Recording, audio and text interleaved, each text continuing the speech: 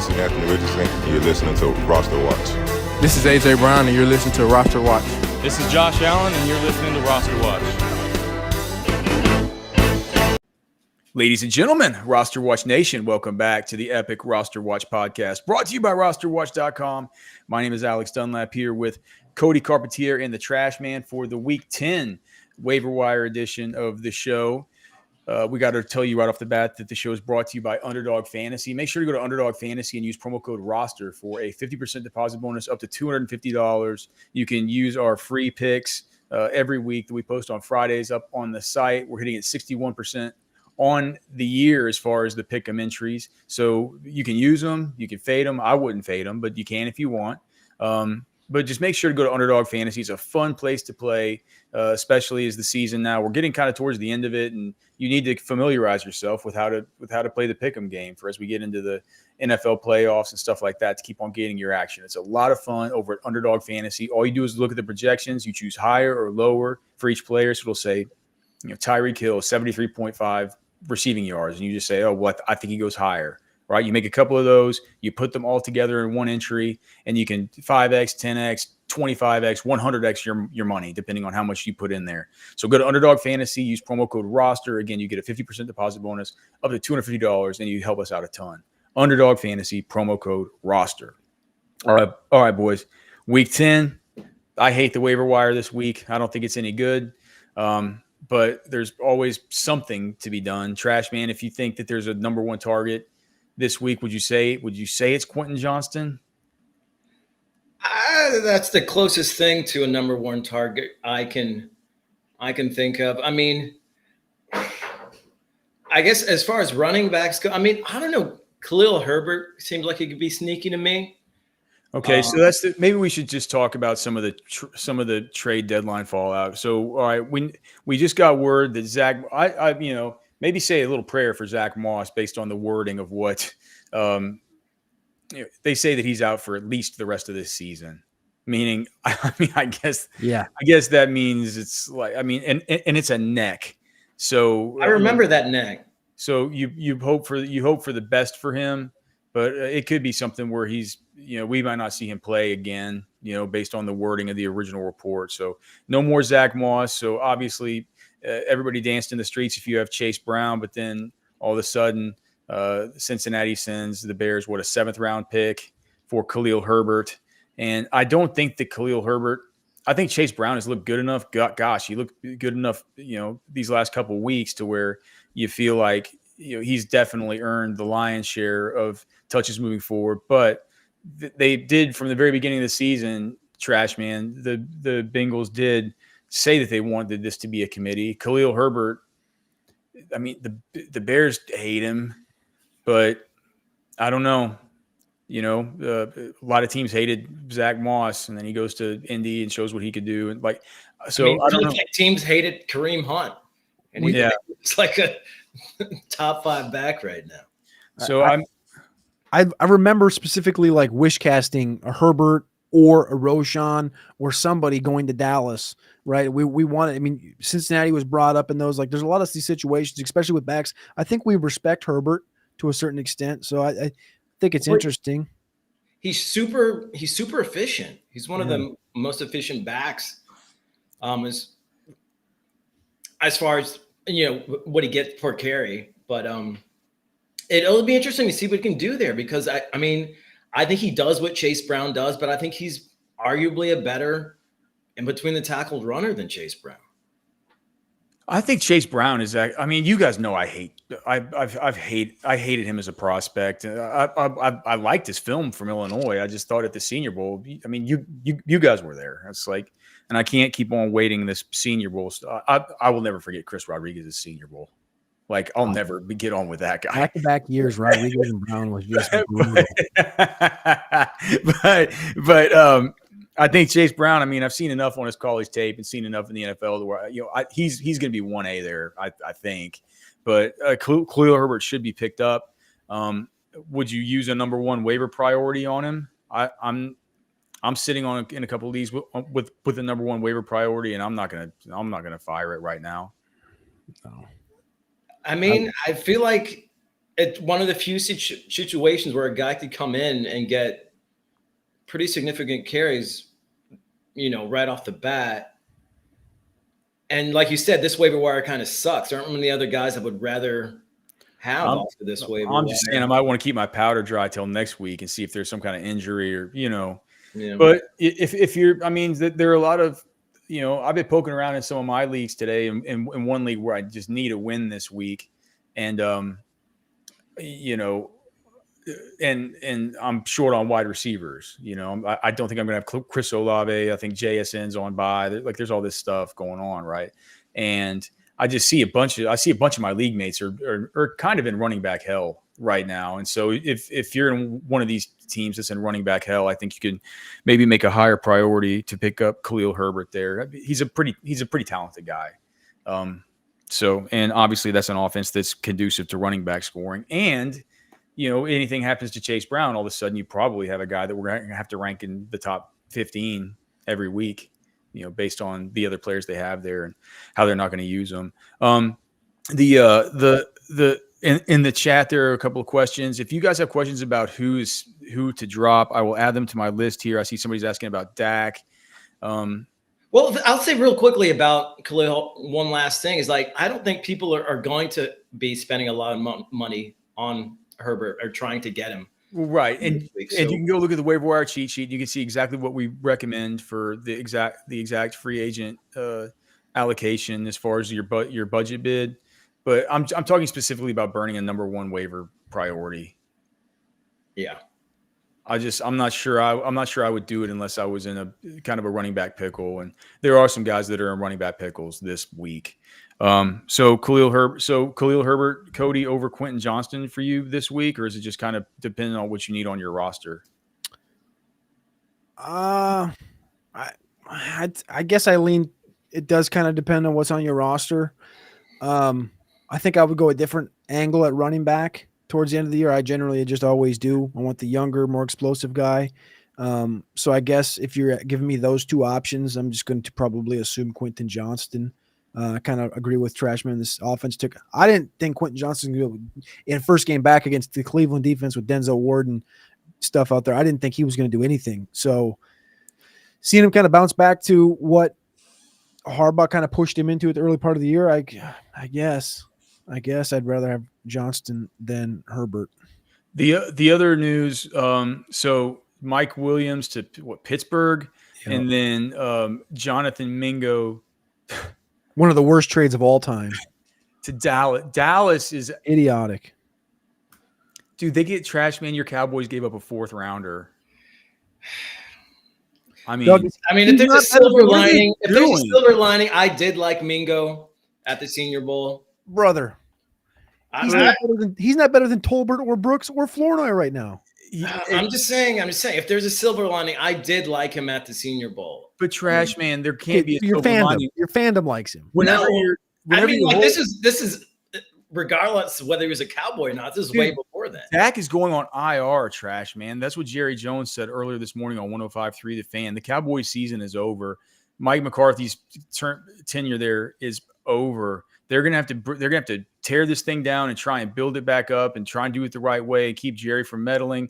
And right before you got to do that, you got Jerry and Stephen Jones saying, "All right, we're gonna take a key pick for next year to try and salvage this crappy season, and we're gonna give up a 4 for Jonathan Mingo, who might not even get out there in 3 wide receiver sets." I fully blame their analytics department. This makes zero sense. I blame Jerry. I blame the analytics department. I think he's senile, and I think that they have a poor analytics department. And they used to have a good one. They have a poor one now. And they go out and they trade for a fourth. Fired the wrong people in their analytics department, man. For Jonathan Mingo, when you literally of all the problems, the old regime give up a fourth round pick, Alex.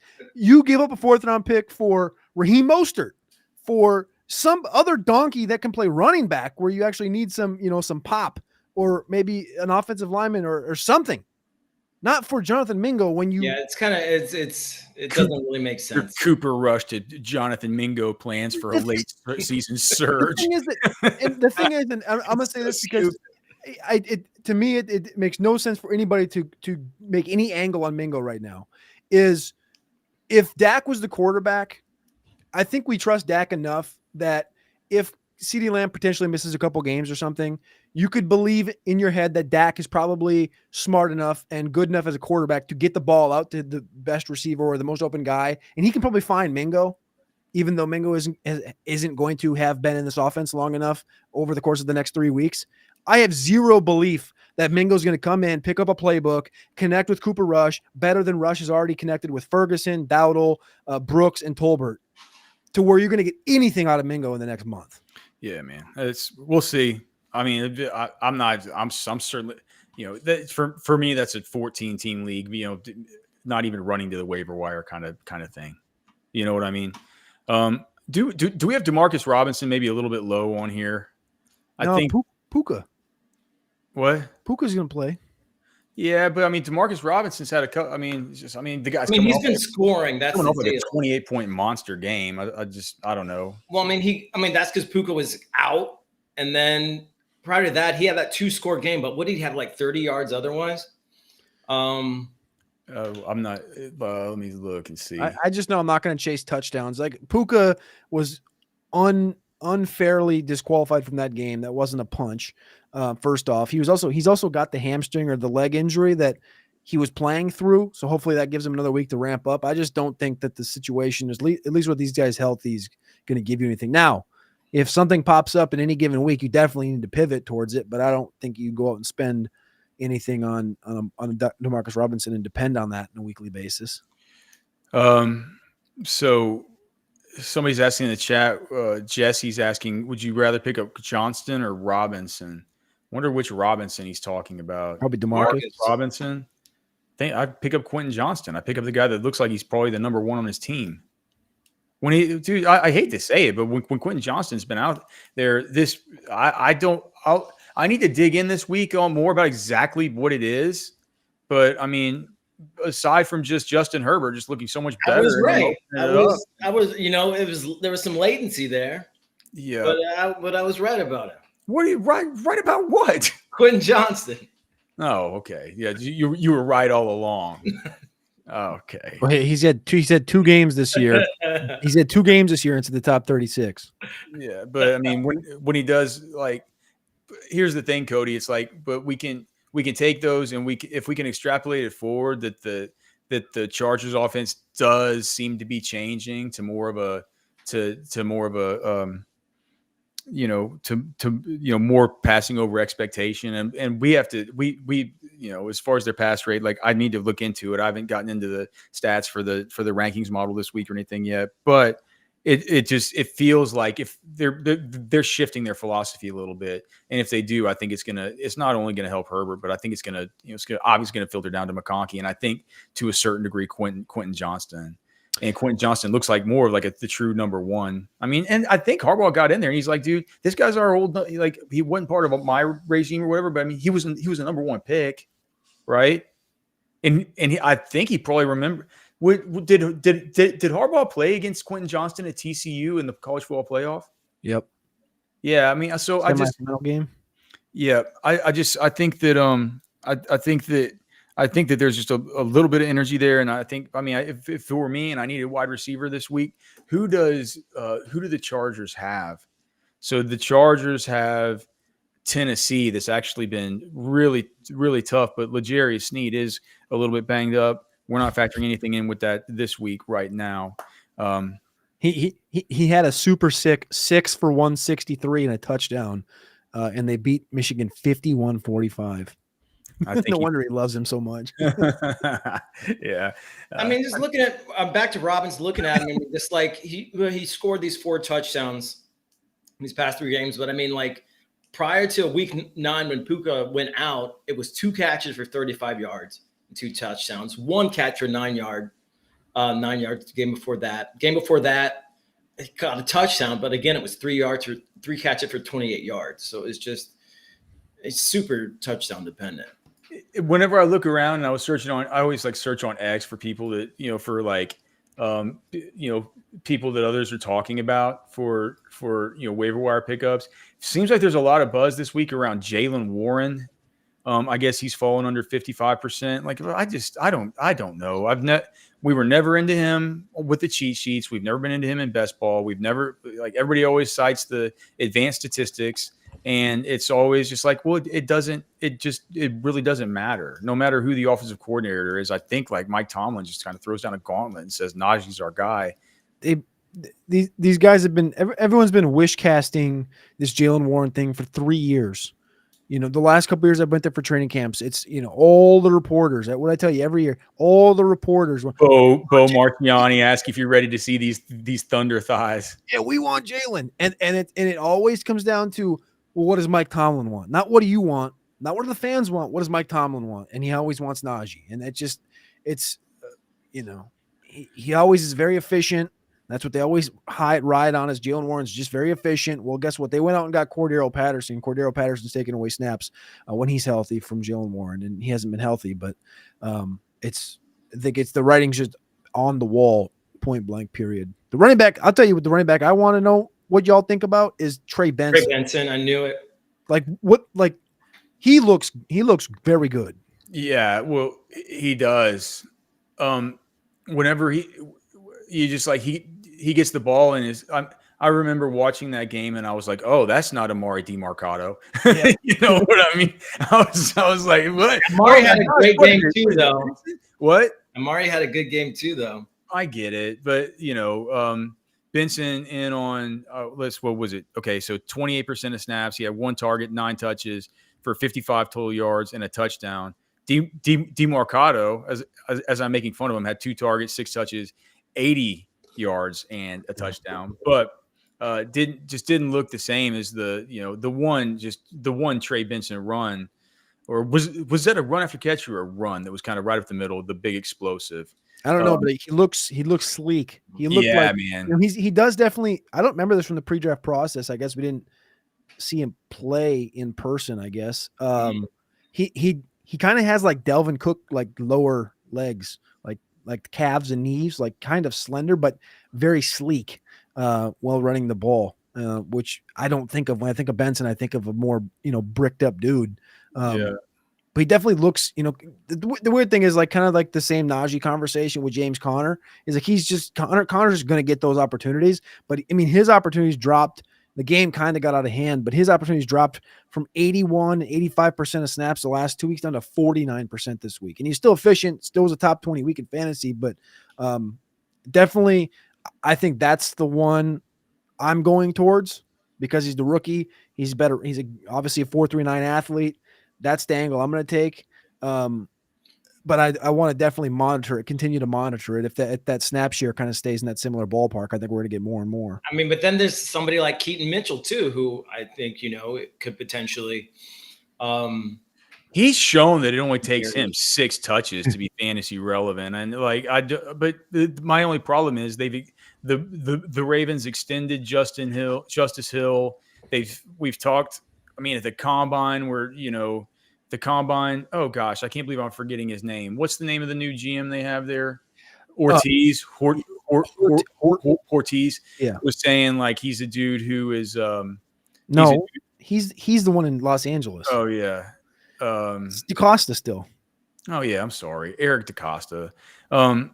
Because since Ortiz is new, he wouldn't have been able to know kind of the locker room dynamics. I should have known that. But he was just talking about how Justice Hill is like one of their guys, right? So I mean, you really want to get away from what's going on with Derrick Henry and Justice Hill right now? It's not like there's. I mean, if at a bench spot, and and yeah, you could do worse stuff with it. Yeah. Yeah. Okay. Cody, rank these guys as far as pickups this week. Who is there? One clear standout: Ray Davis, Tyler Algier, Jaylen Warren, Khalil Herbert, Trey Benson, Keaton Mitchell. You listed too many guys. Is there one clear standout? Ray Davis, Tyler Algier, Jaylen Warren, Khalil Herbert, Trey Benson, Keaton Mitchell. For me, it's probably Davis and then Benson.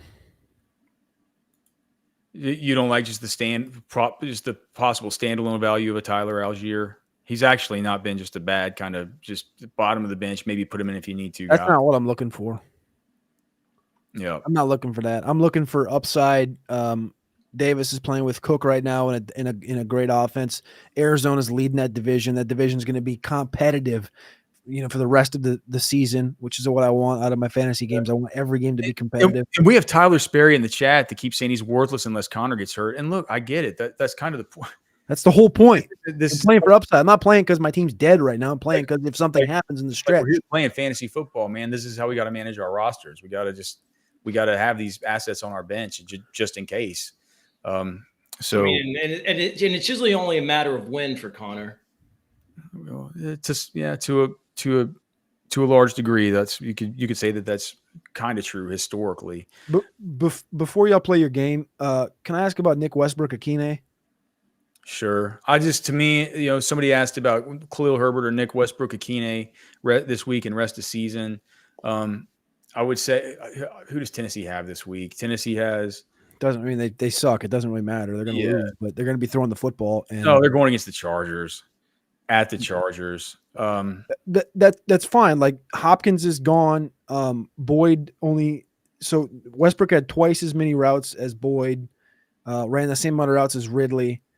Ridley had 7 targets. 8 targets.